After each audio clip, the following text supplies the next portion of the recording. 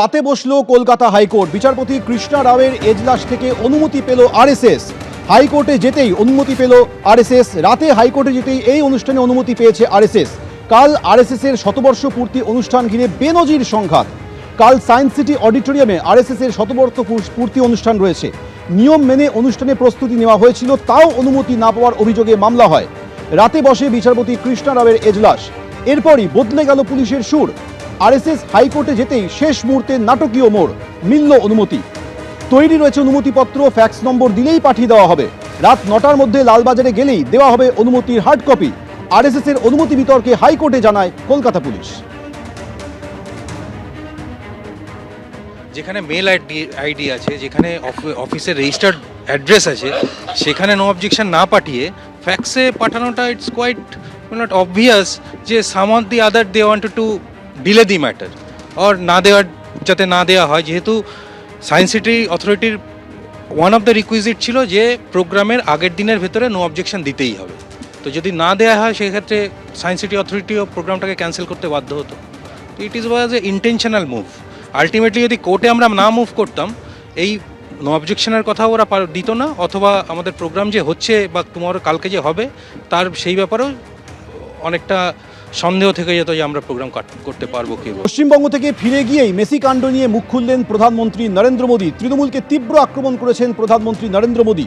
তিনি বলছেন যে যুবভারতী কাণ্ডের যে ঘটনা, সেই ঘটনা ফুটবল প্রেমীদের মন ভেঙে দিয়েছে। পশ্চিমবঙ্গ থেকে ফিরে যুবভারতী কাণ্ডে তৃণমূলকে আক্রমণ করেছেন তিনি। সেই সঙ্গে তিনি এও লিখছেন, তৃণমূলের সৌজন্যে লজ্জায় মুখ ঢাকতে হয়েছে ফুটবল প্রেমী রাজ্যকে। অনেক কিছু সহ্য করতে হচ্ছে পশ্চিমবঙ্গবাসীকে। যুবভারতীতে বিশৃঙ্খলা নিয়ে তৃণমূলকে তীব্র আক্রমণ করে বলেছেন প্রধানমন্ত্রী নরেন্দ্র মোদী।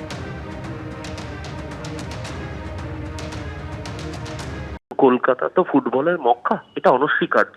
কিন্তু বাংলার ক্রীড়াপ্রেমী, বিশেষ করে ফুটবল প্রেমী মানুষের যদি মনে কেউ আঘাত দিয়ে থাকে, তার নাম নরেন্দ্র মোদীর অন্যতম সেনানী কল্যাণ চৌবে, যার অপদার্থতার জন্য ফিফা তারা আইএফএ কে, ইন্ডিয়ান ফুটবল অ্যাসোসিয়েশনকে কার্যত ব্যান করার হুমকি দিয়েছে।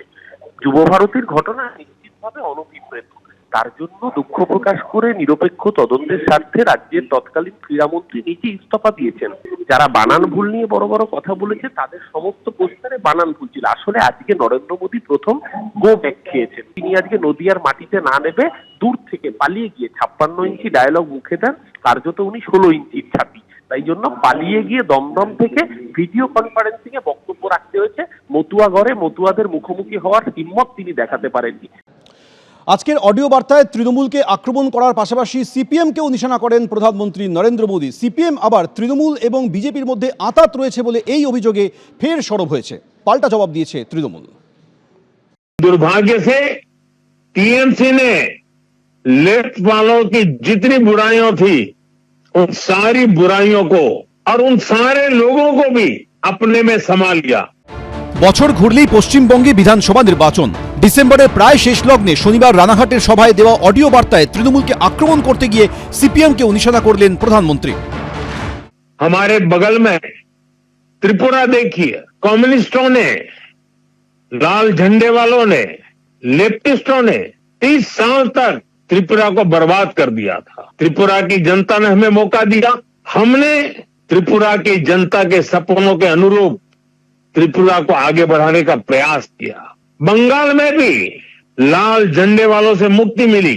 आशा थी कि लेफ्ट वालों के जाने के बाद कुछ अच्छा होगा, लेकिन दुर्भाग्य से टीएमसी ने लेफ्ट वालों की जितनी बुराइयां थी, उन सारी बुराइयों को और उन सारे लोगों को भी अपने में समा लिया, और इसलिए अनेक गुना बुराइयां बढ़ गई। পন্থীদের সেই অপশাসন জঙ্গলরাজ থেকে মমতা বন্দ্যোপাধ্যায় যে উন্নয়ন, শান্তি, সংহতি, সম্প্রীতি প্রত্যেকটা ক্ষেত্রে মানুষ বলবেন তাই বিপুল ভোটে জেতাচ্ছেন। আর ত্রিপুরায় সিপিএম এর সরকার খারাপ ছিল না বিজেপির সরকার খারাপ, সেটাতেই এখন তুলনা হচ্ছে।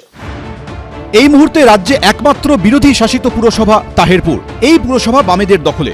শনিবার সেখানকার সভাতেই নরেন্দ্র মোদীর মুখে শোনা গেল সিপিএম এর প্রসঙ্গ। পাল্টা সিপিএম আবার তৃণমূল বিজেপি আঁতাতের প্রসঙ্গ টেনে সুর চড়িয়েছে। তৃণমূলকে তৈরি করিয়েছিল আরএসএস, মমতাকে চাষ করেছিল আরএসএস এই বাংলা খারাপ করার জন্য। ওয়েস্ট ইন্ডিয়া কোম্পানি তারা মমতাকে তৈরি করে বাংলাকে ছাড়খাড় করার চেষ্টা করেছে। চলতি বছরই 5বার রাজ্যে এলেন প্রধানমন্ত্রী। মোট 4টি জনসভা করে নির্বাচনে লড়াইয়ের সুর বেঁধে দিলেন। 2026 সালে এই লড়াইয়ের ঝাঁজ যে আরও বাড়বে তা বলার অপেক্ষা রাখে না। অনির্বাণ বিশ্বাস, পূর্ণেন্দু সিংহ, এবিপি আনন্দ। এবিপি আনন্দ, এগিয়ে থাকে, এগিয়ে রাখে।